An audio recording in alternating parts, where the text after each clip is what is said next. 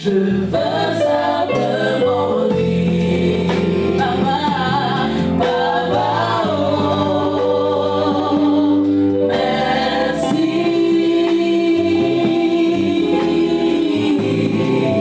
Je veux simplement dire,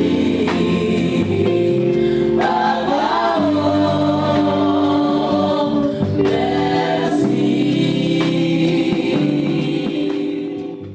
Gloire soit rendue à Dieu. Gloire soit rendue à Dieu. Est-ce que tu crois que ton Dieu est présent en ces lieux? Si tu crois qu'il est là, veux-tu acclamer sa présence? Veux-tu acclamer sa présence? Validons la présence de Dieu en acclamant très fort.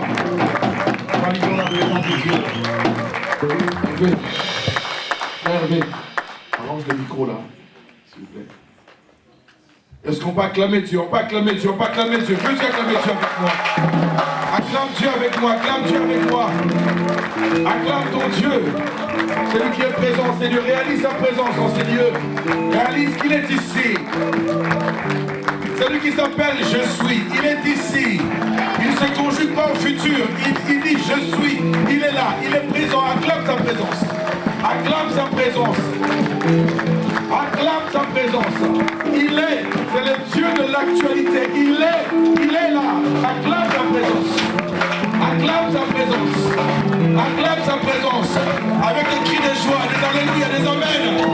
Avec des chauffes. Alléluia, alléluia. Avec des cris de joie. Avec des cris de joie.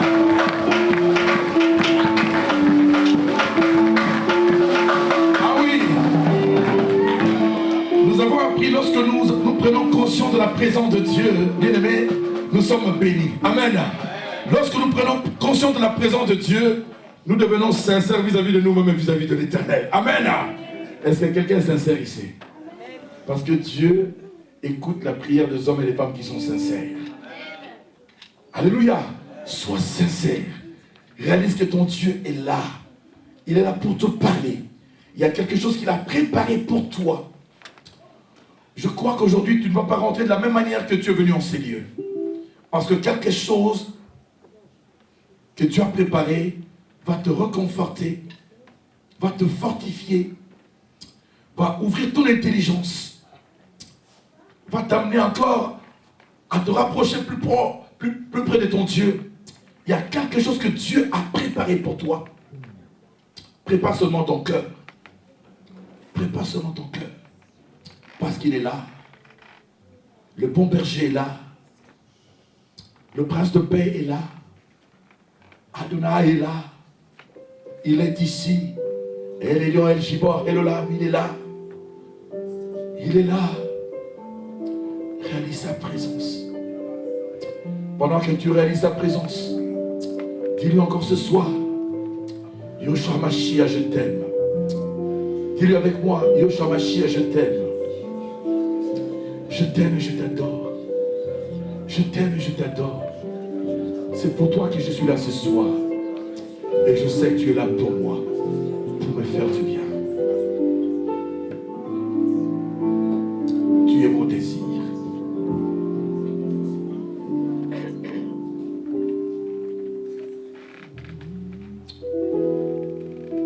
Répands ton âme devant le trône de grâce de ton Père. Il est là. Le rémunérateur de tous ceux qui le cherchent, il est là. Toi qui es venu en ces lieux, chercher encore, je te dis qu'il est là pour toi. Restaurer notre amitié, restaurer notre amitié. Tu es mon désir, tu es mon désir. Oh, que toi, je ne veux que toi. Rien ne peut te remplacer. Rien ne peut te remplacer. Tes bras, je suis rassuré. Dans tes bras, je suis rassuré.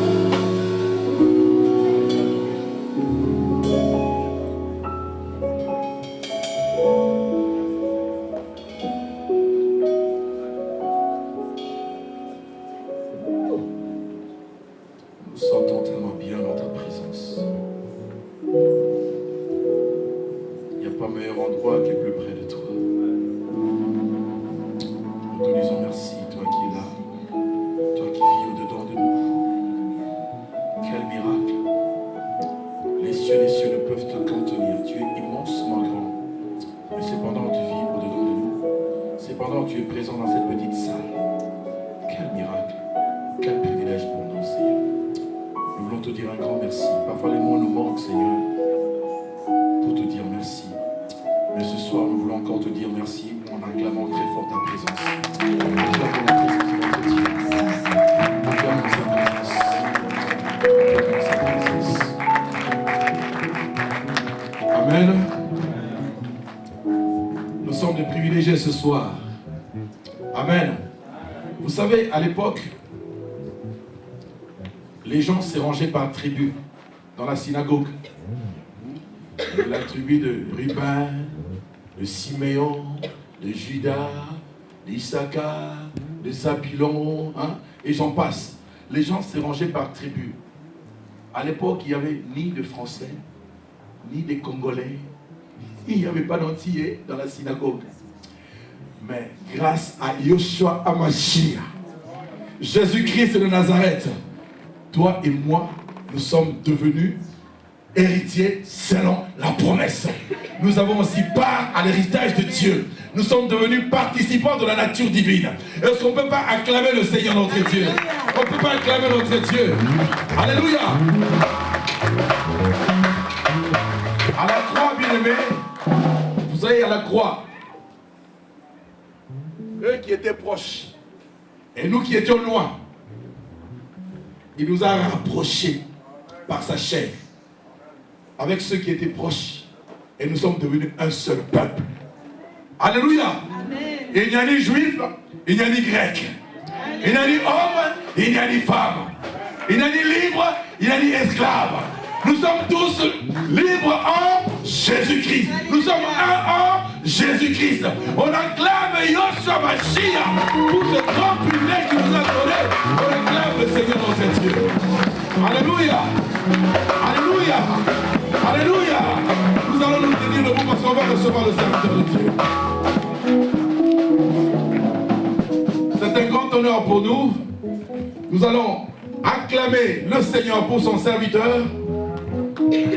Le pasteur, vous connaissez son nom, c'est comment? Yves Cohen. On acclame le Seigneur. On acclame le Seigneur pour son serviteur. On acclame le Seigneur. Gloire à Dieu.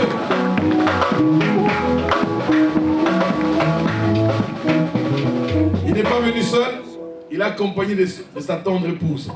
Et lui-même, il aura le soin de présenter son épouse. On est mieux servi que par soi-même, n'est-ce pas? Amen.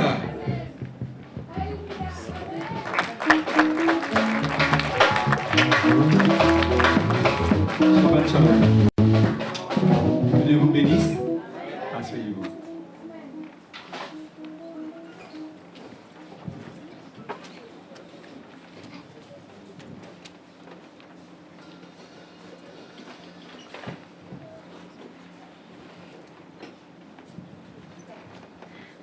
Shalom Aleichem.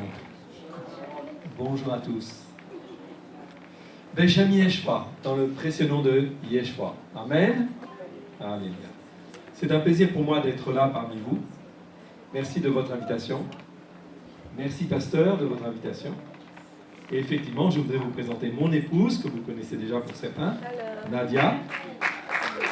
C'est un cadeau, c'est le cadeau que l'Éternel m'a fait il y a plus de 20 ans. C'est lui qui l'a choisi, okay, pour moi. Et à la fin du repas, je vous avais raconté.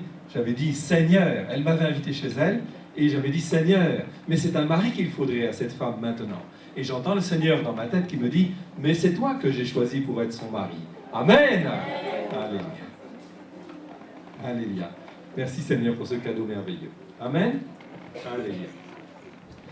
Nous allons donc parler ce soir et puis demain de l'avènement de notre Seigneur Yeshua Hamashiach.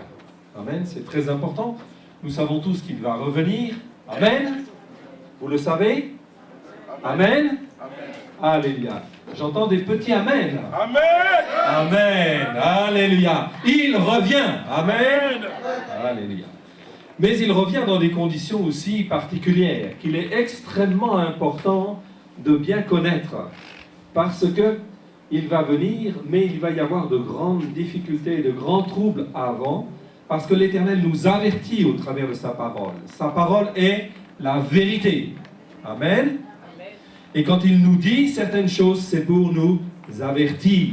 Okay? Et nous avertir afin aussi de nous fortifier et aussi en fait de secouer ceux qui sont restés en fait dans l'endormissement, qui sont en fait ne sont pas avertis, qui ne sont pas réveillés en fait au jour d'aujourd'hui, okay? Et qui ont besoin d'être secoués ou réveillés, car les choses qui viennent sont terribles, terribles, terribles. Amen. Alléluia. Est-ce qu'il y a des personnes qui n'étaient pas la dernière fois lorsque je suis venu? Si vous voulez bien lever la main. 1, 2, 3, 4. Okay. Donc, je vais faire juste un petit résumé de ce que j'ai dit la fois dernière.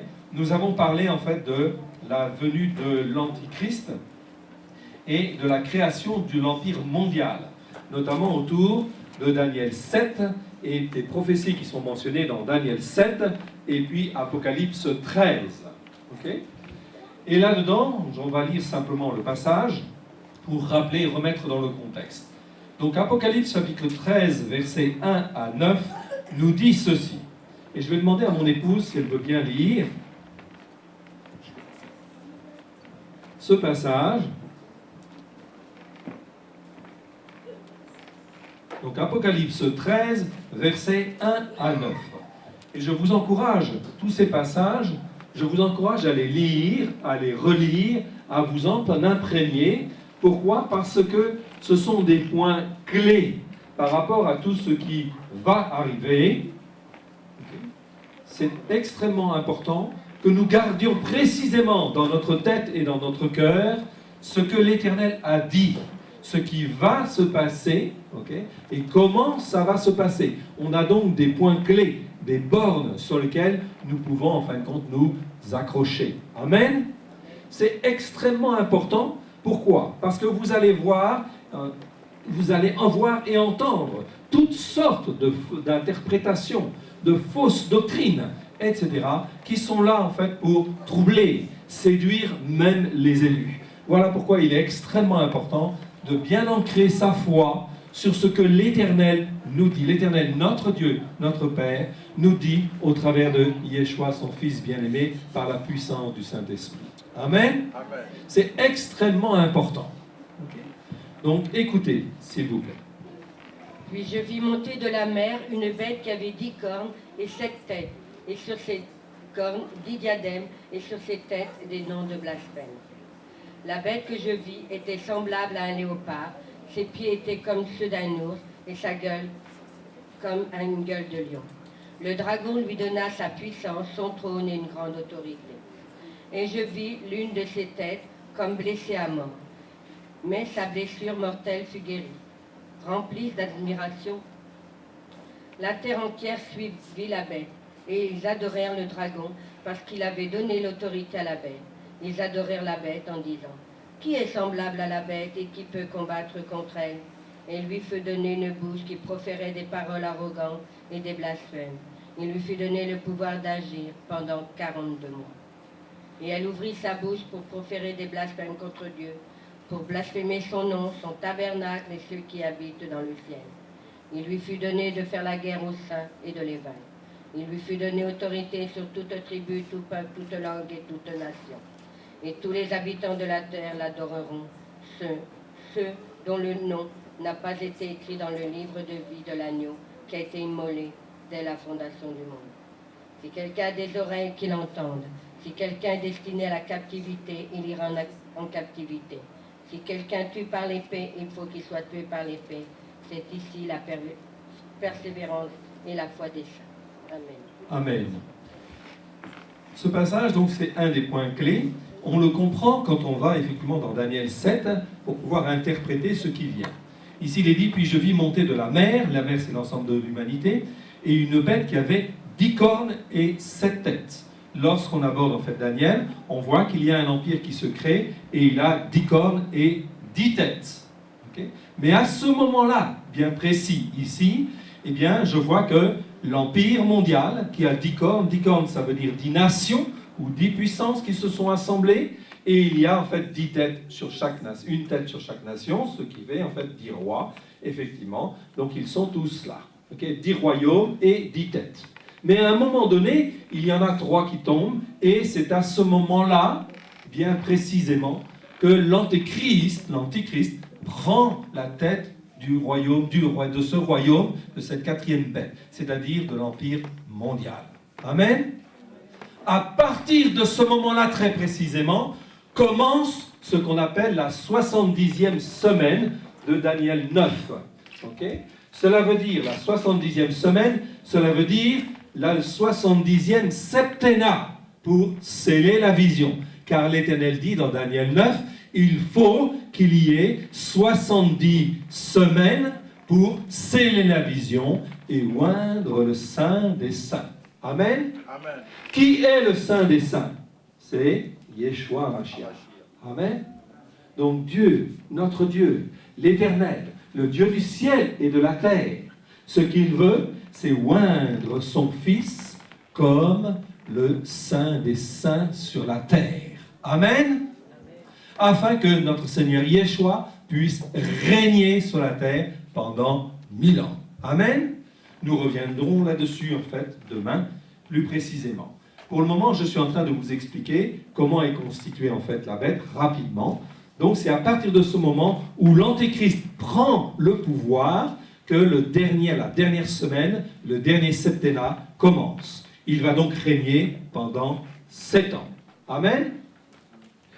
Pendant ces 7 années, eh bien, il est écrit dans Daniel qu'il va régner. Daniel 9, verset 27. Je vous lis le verset, écoutez bien.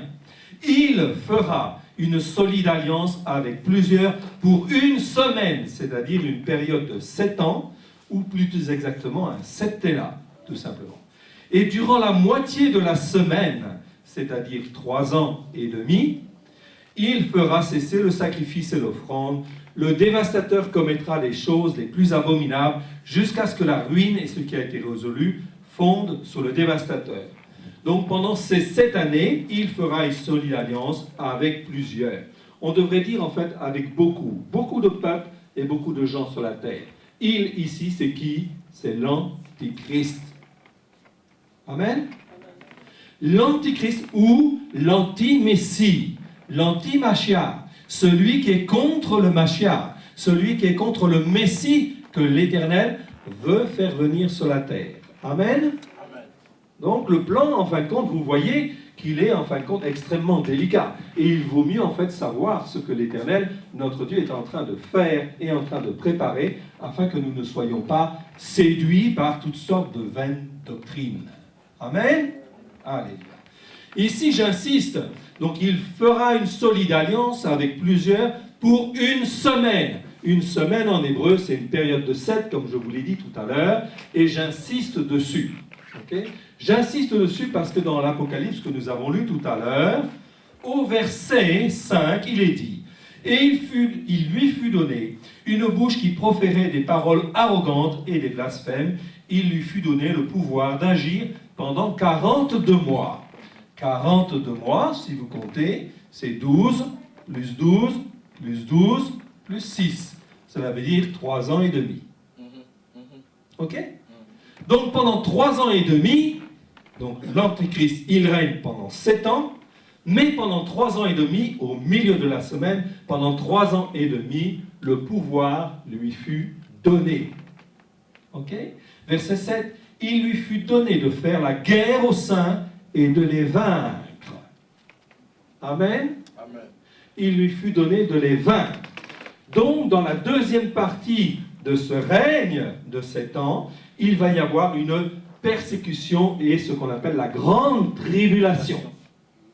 Ok? Une persécution comme on n'en a jamais connue. Une détresse sur la terre telle que les nations n'en ont jamais connue, nous dit l'Apocalypse. Nous dit le Seigneur Yeshua aussi, lui-même, dans Marc chapitre 13, dans Matthieu chapitre 24 et dans Luc 21. C'est bien écrit, une grande détresse telle qu'il n'y en a jamais eu sur la terre. Amen. C'est le Seigneur Yeshua qui nous prévient. La deuxième partie donc du règne de l'Antichrist, de l'Antémissie, sera terrible. Terrible, c'est ce qu'on appelle la grande tribulation. Amen. Bien. Ça correspond en fait aussi à ce que l'on appelle la colère de l'Éternel, notre Dieu. La colère de l'Éternel, sur laquelle je reviendrai demain, plus particulièrement, la colère de l'Éternel contre les nations, contre toutes les iniquités, toutes les transgressions et tous les péchés que les hommes ont pu commettre sur la terre. Amen. Amen. Cela fait partie de la justice de notre Dieu. Mais si aujourd'hui, nous appartenons à notre Seigneur Yeshua, eh bien, en fin de compte, nous sommes sauvés. Bien sûr, nous avons le salut. Mais Yeshua a été fait pour nous justice, sanctification, purification et rédemption. Amen. Amen. Tout a été accompli à la croix. Amen pour nous. Si nous le croyons, nous ne sommes pas destinés à la colère à venir. Vous comprenez? Il y a plusieurs versets qui disent cela. Donc, je vais revenir là-dessus tout à l'heure. Mais ce que j'insiste bien, c'est que le règne de l'Antéchrist dure bien, en fait, 7 années. Très important. Donc, avant la constitution de ce royaume, de cet empire de 10 royaumes, eh bien, cela veut dire qu'il y a tout un certain nombre de tribulations antérieures qui sont préparées afin, effectivement, que d'amener le règne mondial. Et afin d'amener des hommes politiques qui, normalement, n'ont pas envie de s'allier entre eux. Car nous avons vu, la dernière fois, que cette bête, c'est-à-dire cet empire, il avait du léopard, il avait de l'ours, et il avait de lion. Amen. Amen. Ce sont des animaux qui symbolisent des puissances spirituelles qui agissent sur tel pays, tel autre pays, et ils sont totalement incompatibles les uns aux autres. Totalement incompatibles, prêts à se bouffer les uns comme les autres. Mais, afin qu'ils puissent s'allier, il faut que les circonstances économiques, politiques, sociales, etc. dans le monde les amènent à traiter en fait alliance ensemble pour constituer l'empire mondial basé sur 10 royaumes avec 10 têtes. Vous comprenez? Avant la 70e semaine, c'est-à-dire avant la venue de l'Antéchrist. Donc pendant cette période, c'est aussi des périodes de tribulation sur lesquelles j'avais insisté un petit peu la dernière fois. Des tribulations, ce n'est pas la grande tribulation, mais ce sont des tribulations tout de même. Que tous les chrétiens et que tous les croyants qui s'accrochent à la parole de l'Éternel, notre Dieu, et qui s'accrochent donc à Yeshua, ainsi que tous les juifs messianiques, eh bien, vont subir. Amen. Amen. Mais l'Éternel, Yeshua nous avertit et nous dit, ne vous inquiétez de rien. Même on va vous traîner devant des tribunaux. Même, en fin de compte, il y aura ceci, des guerres à droite et à gauche. Il y aura même des famines. Amen. Amen. Donc de grandes difficultés. Oui, mes frères et sœurs, de grandes difficultés pendant cette période. Et tout ceci pourquoi? Afin que nous puissions être les témoins de l'Éternel. Amen. Amen. Afin d'en sauver le plus possible avant que ne commence la 70e semaine. C'est-à-dire la 70e septennat pour sceller la vision. Amen. Amen. Est-ce que je suis bien clair en fait là-dessus? Amen. Il y a des interprétations sur l'Apocalypse qui disent que l'Antéchrist, en fait, il ne vient que dans la deuxième partie du septennat. C'est complètement faux. La preuve, je vous ai dit qu'il fait en fait une alliance. Ici, je viens de vous donner le verset. Il fera une solide alliance avec plusieurs pour une semaine, c'est-à-dire pour 7 ans. Donc, faites attention à ce que vous entendez. Et n'apprêtez pas foi à toutes sortes de doctrines ou d'interprétations si ce n'est pas fondé clairement sur l'Écriture. Amen. Amen.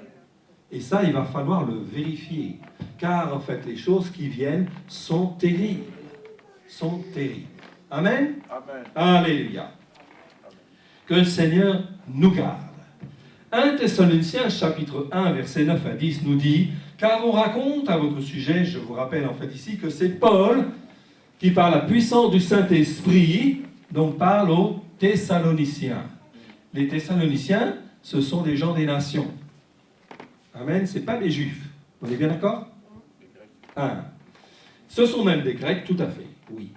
Eh bien, en fait, il dit ceci, car on raconte à votre sujet quel accès nous avons eu auprès de vous et comment vous vous êtes convertis à Dieu en abandonnant les idoles pour servir le Dieu vivant et vrai et pour attendre des cieux son Fils qu'il a ressuscité des morts, Yeshua, qui nous délivre de la colère à venir. Amen. Amen, amen. Alléluia. Amen. Alléluia. Amen.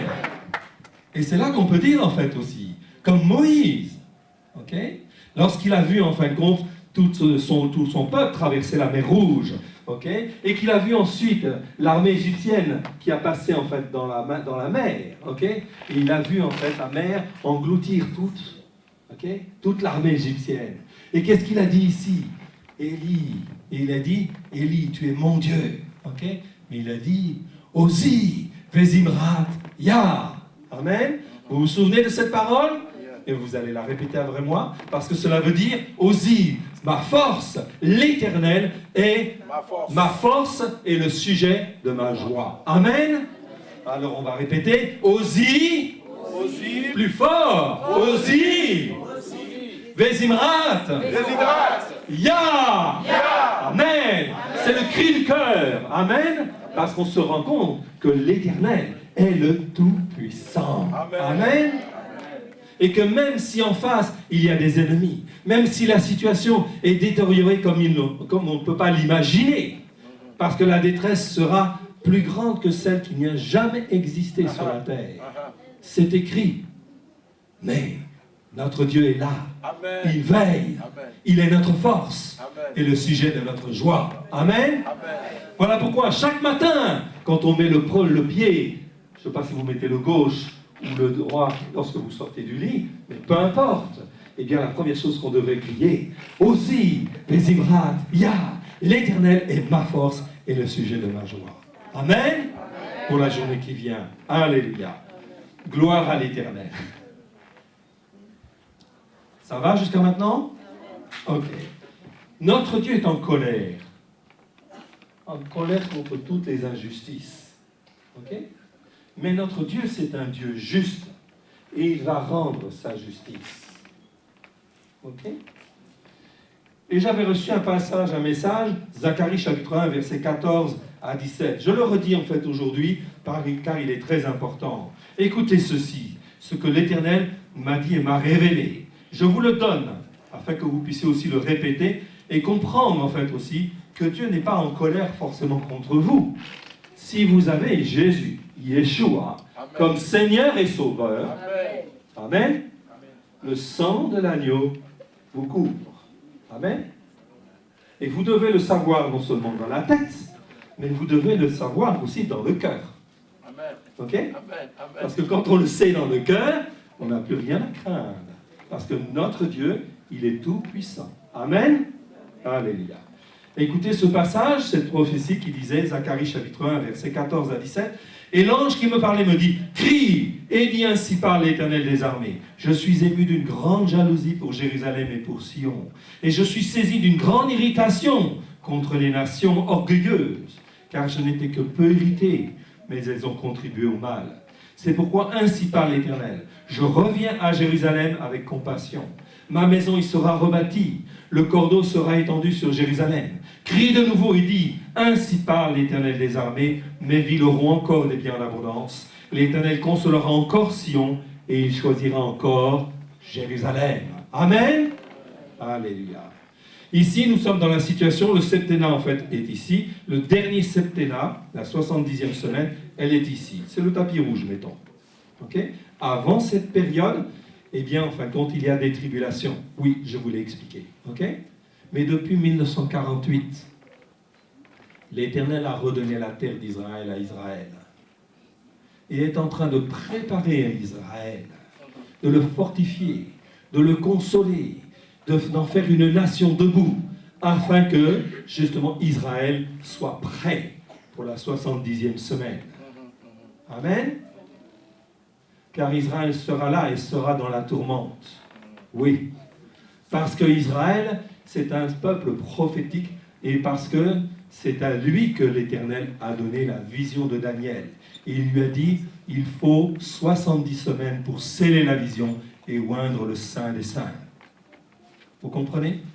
C'est l'histoire d'Israël qui est très importante. Elle est comme l'horloge des temps. Amen. Amen. Donc à partir du moment où Israël, Dieu a redonné la terre d'Israël à Israël, cela veut dire que Dieu est en train de préparer Israël pour la 70e semaine. Aussi, mes frères et sœurs, je vous en prie et je vous en supplie, dans vos prières, ok, eh bien, en fin de compte, priez pour Israël. Intercédez, ok, afin que Israël soit fortifié et puisse être le témoin que l'Éternel veut.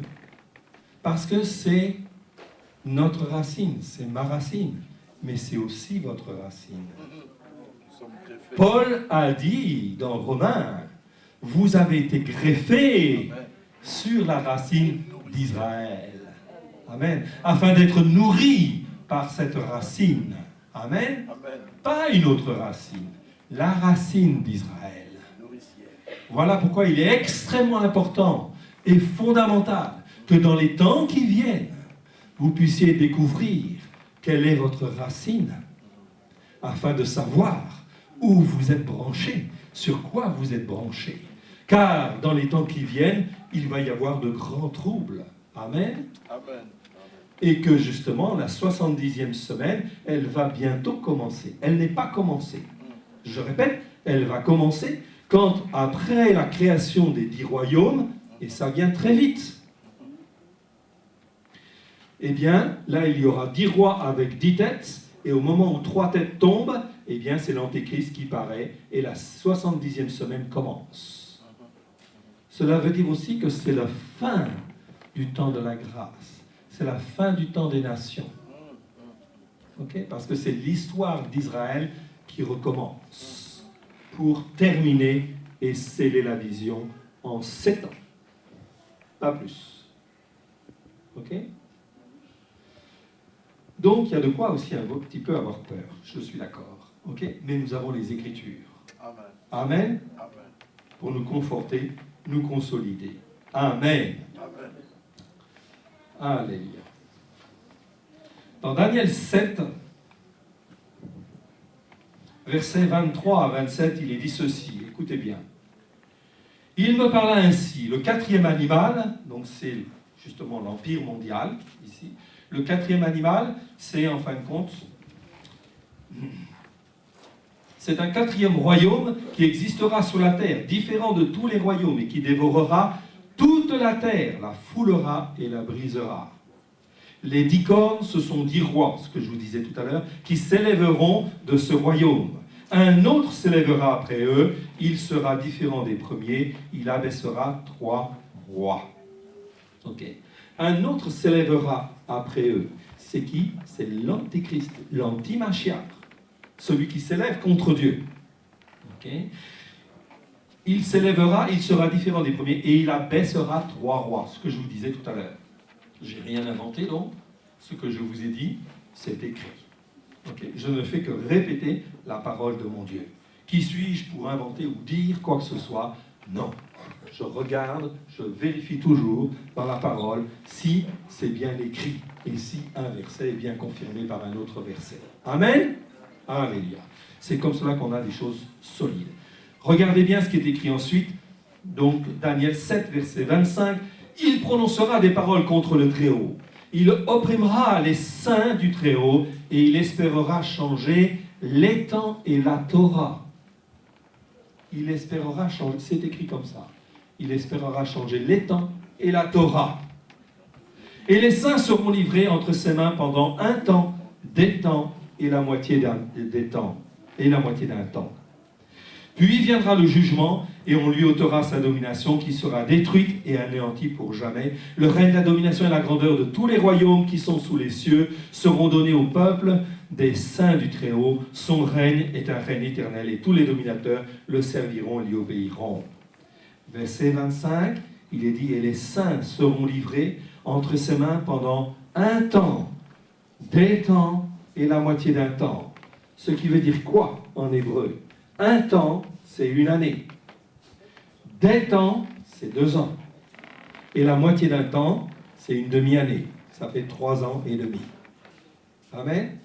Vous voyez qu'on a exactement la même chose chez Daniel que dans l'Apocalypse. Amen. 42 mois en 3 ans et demi.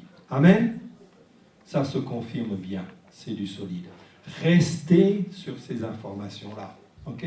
Si vous entendez telle prédication ou telle chose, méfiez-vous, faites attention. Vérifiez par rapport à l'Écriture ce qu'on vous raconte. Ok? C'est très important. Amen. Ok? Amen. Donc, un temps des temps et la moitié d'un temps, ça fait 3 ans et demi. Puis, verset 26, il dit, puis viendra le jugement, et on lui ôtera sa domination, qui sera détruite et anéantie pour jamais. C'est-à-dire qu'à l'échéance, en fait, de ces 7 années, eh bien, son règne s'arrêtera. La règne de l'Antichrist va s'arrêter, et c'est Yeshua qui revient sur la terre, ok, et qui prend possession de la terre. Amen. Alléluia. C'est notre Seigneur, ok? Nous sommes ses serviteurs. Nous sommes ses enfants. Nous sommes ses disciples, ok? Il va y avoir une grande bataille, ok? Même des grandes guerres partout, à droite, à gauche. Mais peu importe. Nous connaissons l'issue. Amen. Nous avons la victoire. Amen. Au travers de Yeshua. Donc n'oubliez jamais, jamais cela. Ok? La colère va donc venir et elle doit s'exprimer inévitablement parce que cela est écrit. Je voudrais faire un petit parallèle, une petite explication sur les Thessaloniciens.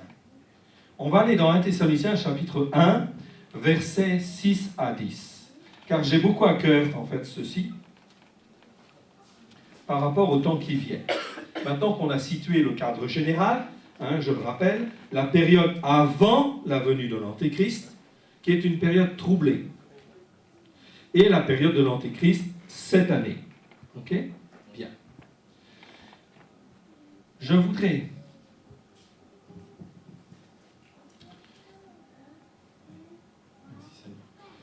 Je vais d'abord, avant de parler des Thessaloniciens, donc vraiment pour confirmer ce que je vous dis, on va aller dans Matthieu chapitre 24.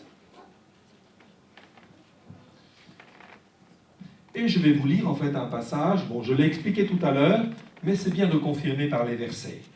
Ok? Faites toujours comme les Juifs de Bérée. Quand Paul leur parlait, qu'est-ce qu'ils faisaient?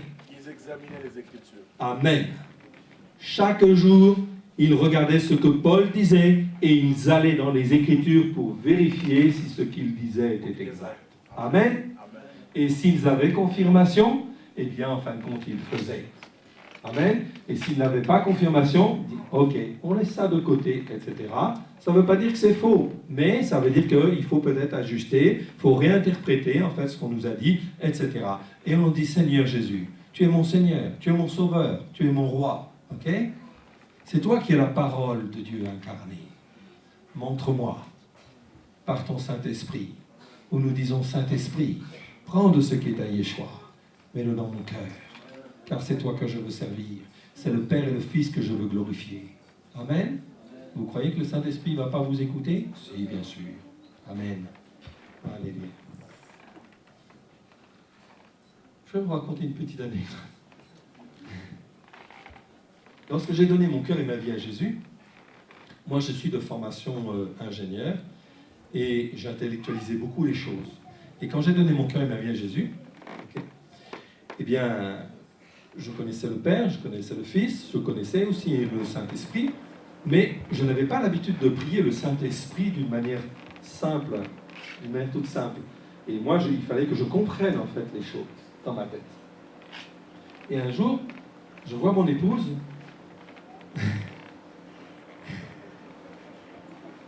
Elle avait perdu ses ciseaux. Elle ne savait pas où elle les avait posés.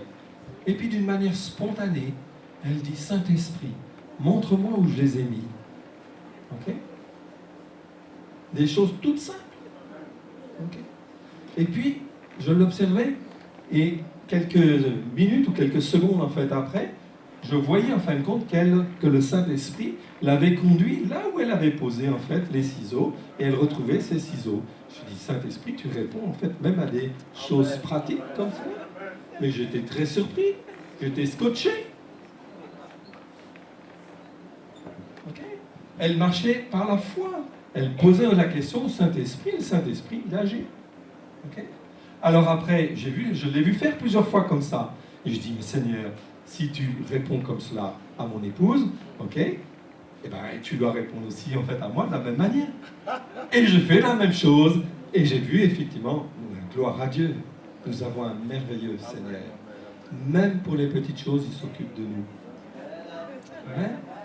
Et quand je vais quelque part, en fait, maintenant, enfin, ça fait déjà un moment, ok, parce que j'ai appris très vite, ben, quand je vais quelque part, je me rends quelque part, il y a de la circulation, beaucoup de circulation, c'est très difficile de trouver une place de parking, etc.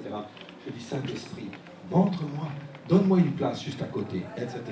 Je peux vous assurer, chaque fois que j'ai fait la prière, le Seigneur a toujours répondu. Amen. Toujours répondu.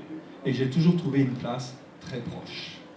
J'en suis même étonné. Mais je veux remercier le Seigneur, l'Éternel notre Dieu. Alors vous voyez que dans les circonstances, je souligne ça, ça paraît anodin et tout, c'est très important. C'est très important car dans les situations difficiles qui viennent, okay, il va falloir en fait développer un peu sa relation avec le Père, le Fils et le Saint-Esprit. Dire, Saint-Esprit, montre-moi ce que je dois dire, montre-moi ce que je dois faire, etc. dans cette situation. Amen. Et il va être là pour répondre. Amen. Amen. Alléluia, comme il veut. Donc le passage que je voulais vous lire, c'était le passage de Yeshua. Yeshua, qu'est-ce qu'il nous dit dans Matthieu 24 hein, donc là, nous sommes dans la période, je dis bien, avant la période de l'Antéchrist. Donc avant que la 70e semaine ne commence. Donc je vous ai dit, c'est une période de trouble. Beaucoup d'églises, beaucoup d'enseignements existent en disant « Oui, nous n'avons rien à craindre, etc. parce qu'en fin de compte, nous serons enlevés, etc. » Non. Il y a une période, en fait, de trouble avant. Okay? Nous allons être secoués, les uns et les autres, pour être les témoins. Et regardez ce que Yeshua lui-même nous dit. Okay? Dans Matthieu 24, vous trouverez la même chose dans Marc 13 et Luc 21. Écoutez bien ce qui est écrit ici. Donc, Matthieu 24, versets 6 à 14. Je ne lis que ces versets-là. Vous entendrez parler de guerre et de bruit de guerre. Gardez-vous d'être troublés, car il faut que ces choses arrivent. Mais ce ne sera pas encore la fin. Une nation s'élèvera contre une nation, et un royaume contre un royaume. Il y aura en divers lieux des famines, des tremblements de terre. Tout cela ne sera que le commencement des douleurs.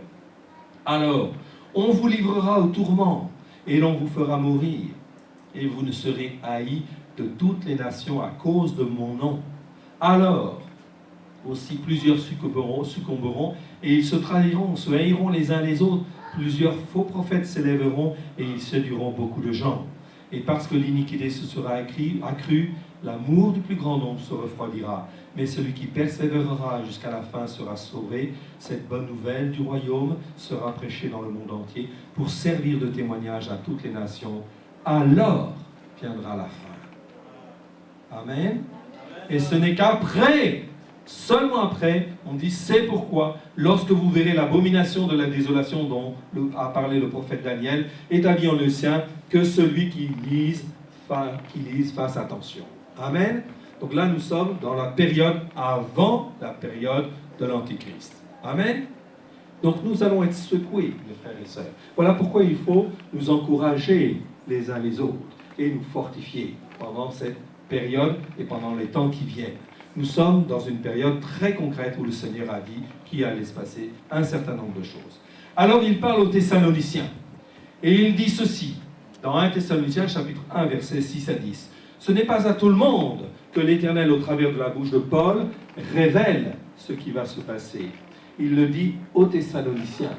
Il ne l'a pas dit aux Galates, il ne l'a pas dit aux Corinthiens, il ne l'a pas dit aux Romains, il l'a dit aux Thessaloniciens.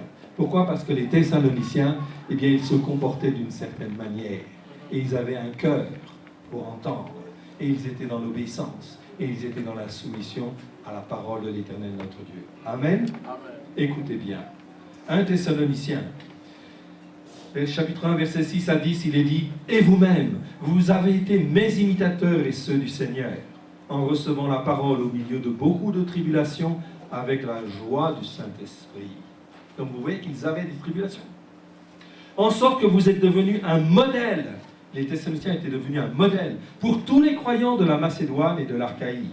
Non seulement en effet la parole de l'Éternel a retenti de chez vous, dans la Macédoine et dans l'Achaïe, mais votre foi en Dieu s'est fait connaître en tout lieu, de telle manière que nous n'avons pas besoin d'en parler. Amen. Le témoignage de la foi était là. Voilà qui étaient les Thessaloniciens. C'était des assemblées, il y avait vraiment la foi. Et on parlait d'eux dans toute la Macédoine et dans toute l'Achaïe. Ok ? Donc ils avaient travaillé leur foi. Et versets 9 et 10, il est dit, car on raconte à notre sujet quel accès vous avez eu auprès de vous et comment vous vous êtes convertis à Dieu en abandonnant les idoles pour servir le Dieu vivant et vrai. Et pour atteindre des cieux son Fils qu'il a ressuscité des morts, Yeshua qui nous délivre de la colère à venir. J'avais lu tout à l'heure ces deux versets. Vous vous souvenez? Ok? Nous sommes dans l'attente du Mashiach. Voilà exactement la même attitude de cœur que nous devons avoir, quelles que soient les tribulations, les difficultés qui viennent. Poser notre foi sur le Mashiach, sur Jésus, sur Yeshua qui va revenir. Amen? Qui va revenir et qui va régner sur la terre. Écoutez bien ce qui est écrit ensuite dans ce même chapitre, versets 14-16. Car vous, frères, vous êtes devenus les imitateurs des églises de Dieu qui sont en Jésus-Christ, en Yeshua Mashiach, dans la Judée. Parce que vous aussi, vous avez souffert de la part de vos compatriotes les mêmes maux qu'elles ont souffert de la part des Juifs et qui ont fait mourir le Seigneur Yeshua et les prophètes et qui nous ont persécutés et qui ne plaisent point à Dieu et qui sont ennemis de tous les hommes, nous empêchant de parler aux païens pour qu'ils soient sauvés, en sorte qu'ils ne cessent de mettre le comble à leurs péchés, mais la colère a fini par les atteindre. Ici, les assemblées des Thessaloniciens étaient exactement comme les assemblées de Judée. Amen. Ils vivaient de la même manière, ils avaient la même foi, etc. Et ils utilisaient les mêmes écritures. Je vous parle de cela, pourquoi? Parce que la lettre aux Thessaloniciens a été écrite quand? Elle a été écrite dans les années 50. Les évangiles entre 50 et 60, sauf l'évangile de Jean qui est écrit un peu plus tard. Ok? Cela veut dire que les écritures dont les Thessaloniciens disposaient à l'époque, c'était uniquement la Torah, les prophètes et les psaumes. Amen? Ok? Et donc ils se comportaient exactement à l'image des assemblées de Judée. C'est-à-dire qu'ils faisaient les fêtes de l'Éternel. Parce qu'au travers des fêtes de l'Éternel, il y a une signification messianique et prophétique. Je vous encourage, mes frères et sœurs, à découvrir ces choses-là. Parce qu'elles sont très importantes. Et elles nous amènent, petit à petit, à être à l'image des assemblées des Thessaloniciens, à l'image des assemblées qui étaient en Judée, afin de recevoir pleinement la révélation. Amen. Alléluia. Ok? On est dans Thessaloniciens. Et Thessaloniciens, en fin de compte,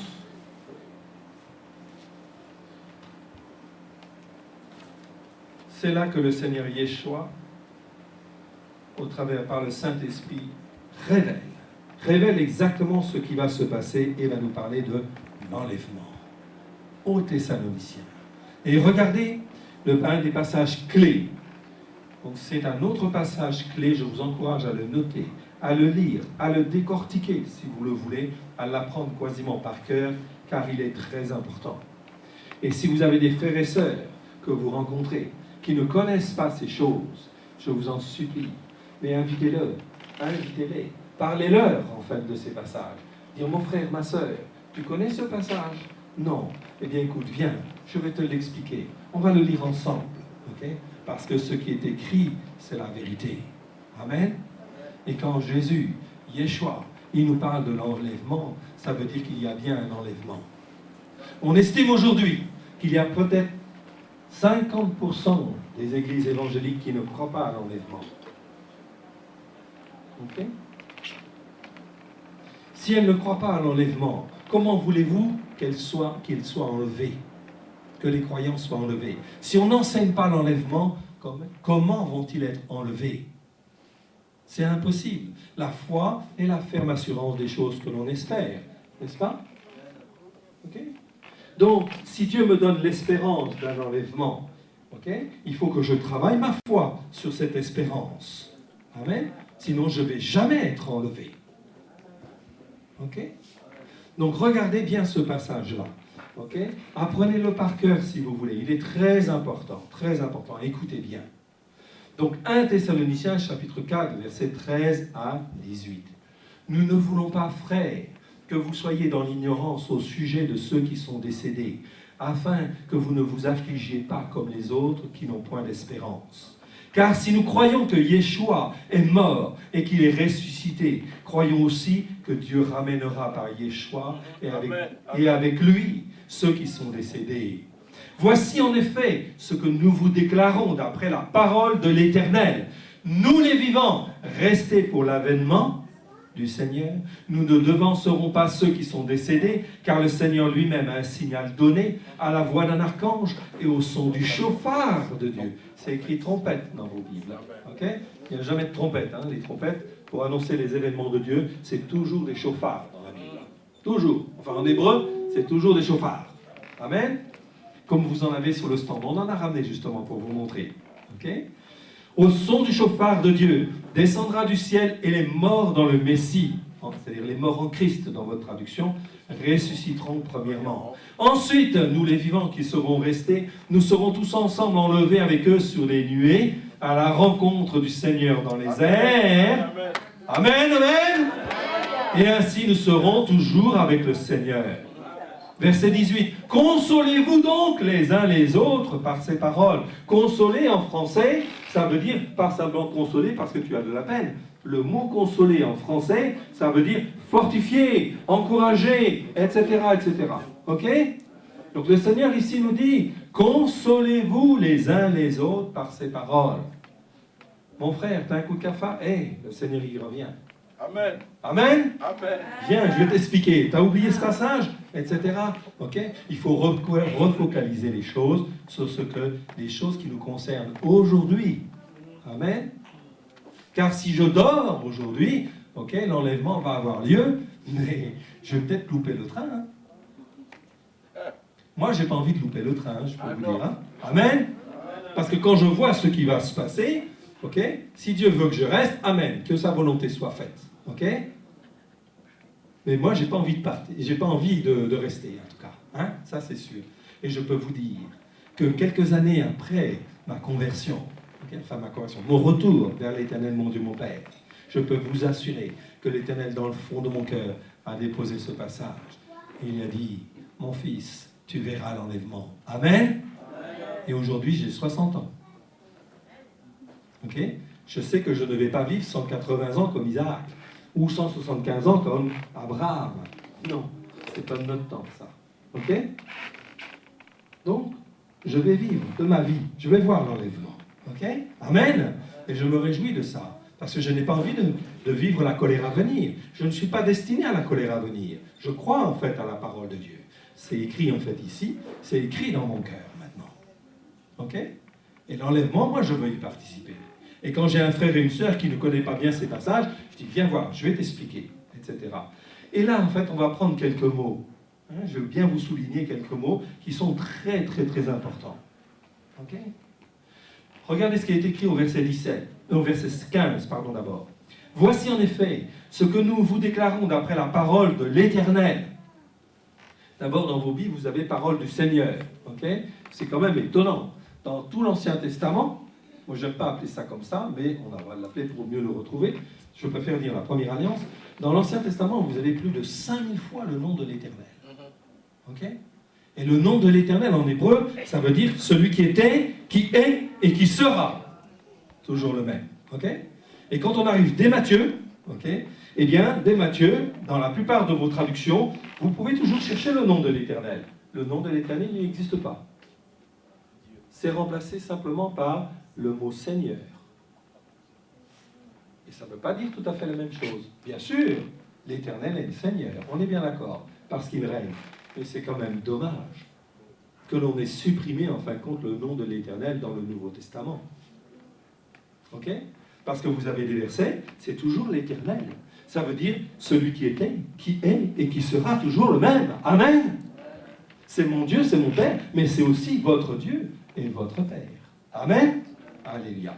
Donc ici, c'est la parole de l'Éternel. Et il dit, nous les vivants, restez pour l'avènement. Ok? Et vous tous qui êtes là, qui êtes vivants, vous êtes debout, ok? Vous êtes réveillés par le Saint-Esprit, ok? Vous appartenez à Yeshua. Vous êtes vivants. Amen. Donc vous avez l'espérance, entre guillemets, de l'enlèvement. Amen. Si vous voulez, si vous avez la foi pour. Amen. C'est une question de foi, toujours. Hein? Ok? Eh bien ici, qu'est-ce qu'il est dit? Ok? Il est dit, nous les vivants, restez pour l'avènement, ok, du Seigneur. Et là, c'est bien l'avènement du Seigneur. Nous ne serons pas ceux qui sont décédés. Car le Seigneur lui-même a un signe à donner. À la voix d'un archange, au son du chauffard de Dieu, descendra du ciel. Et les morts dans le Seigneur, et les morts dans le Messie, ressusciteront premièrement. Imaginez un peu la scène. Mais il faut la mettre dans la tête, il faut la mettre dans le cœur. Cette scène, c'est une scène merveilleuse. À un moment donné, on va entendre en fait le chauffard partout dans le monde entier. Ok? Et en un clin d'œil. C'est pas long un clin d'œil, hein? Ok? Un clin d'œil. Et là, qu'est-ce que l'on voit? Tous les morts en Christ qui ressuscitent. Amen. Et qui montent au ciel. C'est pas merveilleux cette vision? Ah, c'est fantastique. C'est mieux qu'un film de science-fiction. Parce que là, c'est parfait au moins. Amen. Et c'est une réalité. Donc tous les morts en Christ ressuscitent premièrement. Et ensuite, c'est écrit, verset 17. Ensuite, nous les vivants qui serons restés, nous serons tous ensemble enlevés avec eux sur les nuées à la rencontre du Seigneur dans les airs. Et ainsi, nous serons toujours avec le Seigneur. Amen. Amen. Amen. Ici, c'est dit, nous serons tous ensemble enlevés. Le verbe grec dit même arracher. Amen. Il n'y a pas d'ambiguïté. Alors quand il y a des gens qui me disent, même des soi-disant théologiens, qui me disent, il n'y a pas d'enlèvement, etc. Mais je suis désolé, c'est écrit. Ah oui. C'est écrit. Amen. Alors je sais que mon Dieu, mon Père, c'est pas un homme menteur. Amen. Ok? Il dit qu'on va être arraché, ok, qu'on va être enlevé, donc ça va avoir lieu en fait à un moment donné ou à un autre. Amen. Ok? Amen. Amen. Je dis Amen, et je redis Amen, et je redis encore Amen. Alléluia. Amen. Oziv et Zimratia. Amen. Amen. Et ici c'est dit enlever. Enlever avec eux sur les nuées. En grec, c'est le mot néphélé. Je ne connais pas le grec, mais je suis curieux. Dès qu'il s'agit de la parole de mon Dieu, moi, il faut que j'aille fouiner. Ok? Et je vais vérifier, en fait, les mots. Eh bien, en fait, en grec, c'est le mot néphélé. Et néphélé, ça veut dire nuée ou nuage. Les nuages que vous voyez, en fin de compte, dans le ciel. Ok? C'est ça, en grec. C'est le mot néphélé. Donc, ça veut dire que Yeshua, eh bien, en fin de compte, il est là, dans les nuées. Okay. Comme c'est écrit en fin de compte dans les actes, hein, quand les anges en fait ils disent, il reviendra de la même manière. Les disciples sont en train de discuter en fait avec Yeshua et il est enlevé dans les nuées, dans les nuages. Okay. Ils le voient, imaginez la scène. Et les anges en fait disent, et les envoyés disent, il reviendra de la même manière. Donc je vais revoir Yeshua dans les nuages. Amen. Amen. Alléluia. Il faut que je mette ça dans la tête, hein, parce que si je raisonne comme un scientifique, ça ne va pas le faire non plus. Hein. Ok? C'est écrit. Donc je fais marcher ma foi là-dessus. Donc il revient dans les nuages, à la rencontre du Seigneur, et s'est mis ensuite dans les airs. Ok? Donc on monte en fait dans les nuées, dans les nuages, ok? Et on va à la rencontre du Seigneur dans les airs. Et ici en grec, eh bien il y a deux mots pour dire air. Okay. Il y a le mot éther, qui est l'air, en fait, les airs ou les cieux qu'on ne voit pas. Okay. Et puis AR, AER, qui est le ciel que l'on voit, l'atmosphère. Okay. Et ici, eh bien, dans le texte grec, c'est bien écrit AR. Donc ça veut dire qu'on est bien, en fait, on monte dans les nuages, dans l'atmosphère que l'on voit. Dans les espaces ailleurs. Amen. Donc pas besoin de fusée, etc. Pas besoin d'hélicoptère. Ok? La puissance du Saint-Esprit. Amen. Amen. C'est pas merveilleux ça? Ah. Tout œil le verra. Allez, amen. Alléluia. Mais il y a de quoi se réjouir. Non? Alléluia, ensemble. Mais bien sûr qu'il faut se réjouir de ça. Le Seigneur dit, consolez-vous donc les uns les autres par ces paroles. Ok? Donc si vous avez un frère, un ami, etc., ok? Il est croyant, il est dans une église qui est en train de mourir, etc., ok? Posez la question au Seigneur. Mais il faut lui parler à ce frère, à cette sœur. Ok? Je n'ai pas dit qu'il fallait systématiquement débaucher les croyants des autres églises. Hein? Ne me faites pas dire ce que je n'ai pas dit.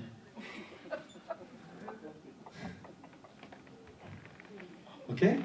Mais ce qui est important, c'est la vérité. Ok? Et il n'y en a pas deux.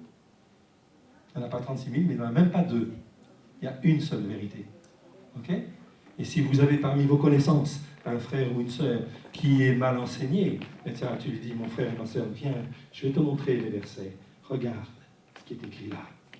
Ok? Maintenant, si tu veux rester là, tu peux rester là, mais pose la question au Seigneur. Ok? Est-ce que tu dois rester là? D'abord, tu dois croire à ce qui est là. Okay? Et si tu es dans cette assemblée, eh bien c'est peut-être pour que les autres, d'autres personnes dans cette assemblée, que tu sois un flambeau, etc., dans cette assemblée, afin, effectivement, que ta lumière brille et que tu puisses enseigner, en fait, d'autres personnes et tu puisses montrer le chemin. Amen? Allez, c'est très important. Okay?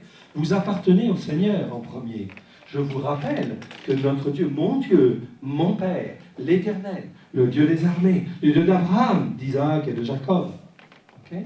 Il a donné son Fils unique en sacrifice, afin que quiconque croit ait la vie éternelle. Okay?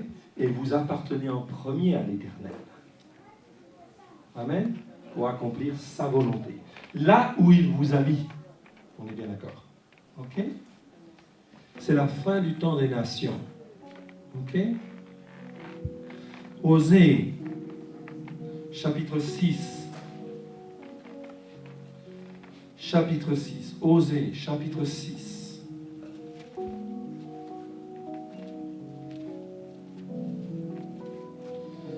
Osée, chapitre 6, verset 2. On va prendre à partir du verset 1.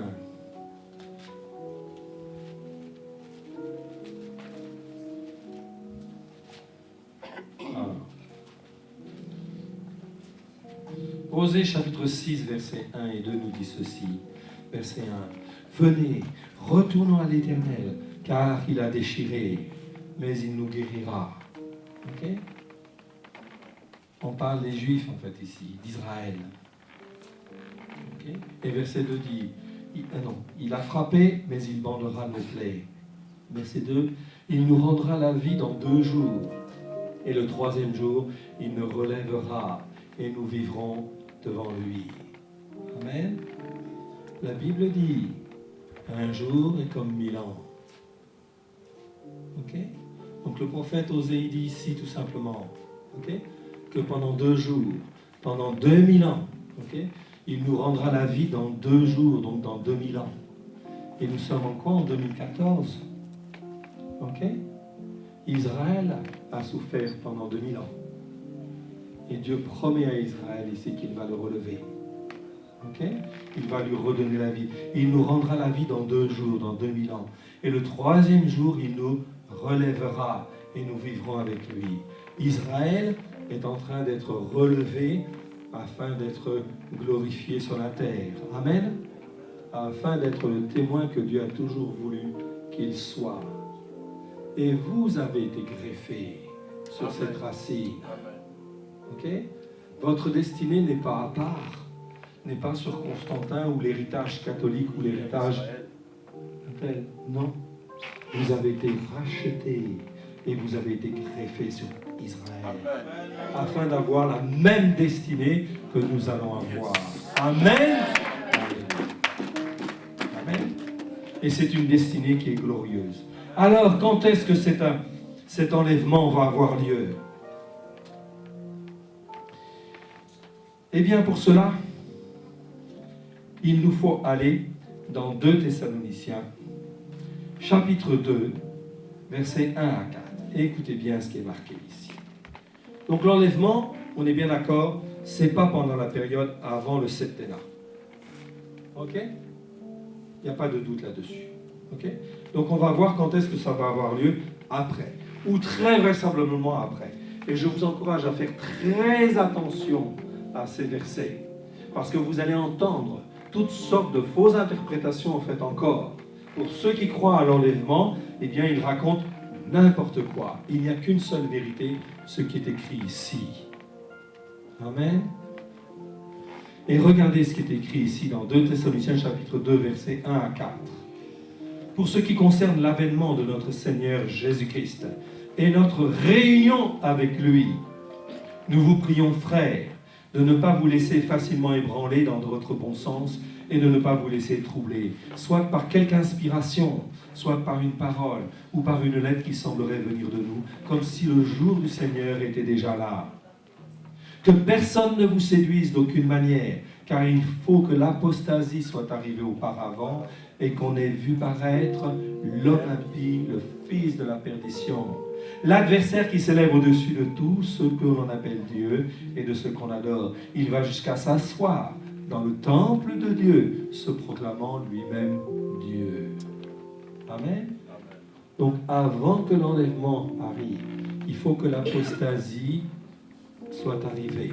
C'est quoi l'apostasie? L'apostasie, c'est le manque de foi. Ok?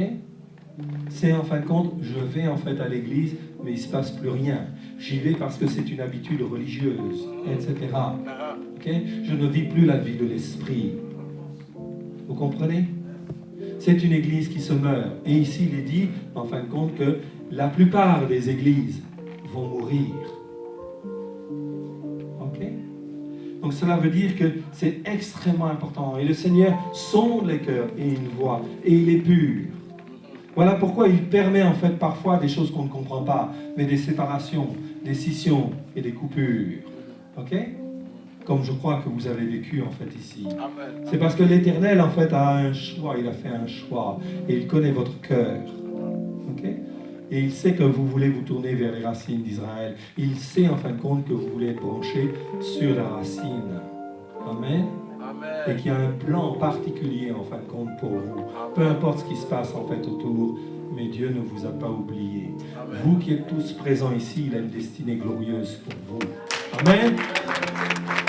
Glorieuse, au-dessus de ce que vous pouvez imaginer. Voilà pourquoi il faut s'accrocher à l'Écriture. Ici, il est dit, il faut que l'apostasie soit arrivée auparavant. Ok? Ça veut dire, dans la plupart des églises, ok, la foi va mourir. Okay? L'apostasie va gagner du terrain. Et il n'y aura plus que quelques assemblées, ou certaines assemblées, ou des groupes de maisons, etc., qui vont subsister en fin de compte par la foi. Amen. Voilà pourquoi. Pardon? C'est la vérité. Amen, amen, amen. Voilà pourquoi, en fin de compte, vraiment, il faut s'accrocher en fait au Seigneur. Okay? Donc, première chose, il faut que l'apostasie soit arrivée, et ensuite il est dit, et qu'on ait vu paraître l'homme impie, le fils de la perdition. Amen. C'est qui? C'est l'Antichrist. Donc ça veut dire que l'enlèvement, il ne peut pas arriver avant qu'on ait vu paraître l'homme impie. Donc ça veut dire qu'on le voit arriver. On sait qui c'est. D'accord? Donc ça veut dire que l'enlèvement, eh bien, soit il a lieu juste avant le septennat, je sais qui est l'homme impie qui va venir, ok, prendre le contrôle. Donc d'un instant en fait à l'autre, ok, je peux m'attendre à ce que l'enlèvement en fait vienne, arrive. Ok? Il faut que je me prépare à ça.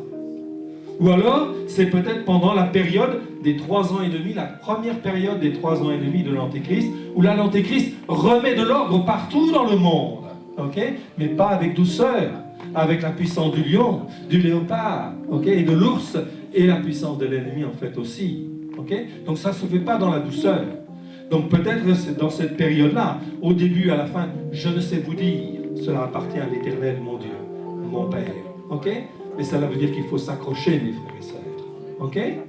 Car l'enlèvement, il arrive et il aura bientôt. Mais en tout cas, une chose est sûre, il a lieu avant que la deuxième période de 3 ans et demi ne commence, car c'est là ce qu'on appelle la grande tribulation ou la colère à venir. Amen. Que le Seigneur vous bénisse et vous garde, et nous continuerons demain matin.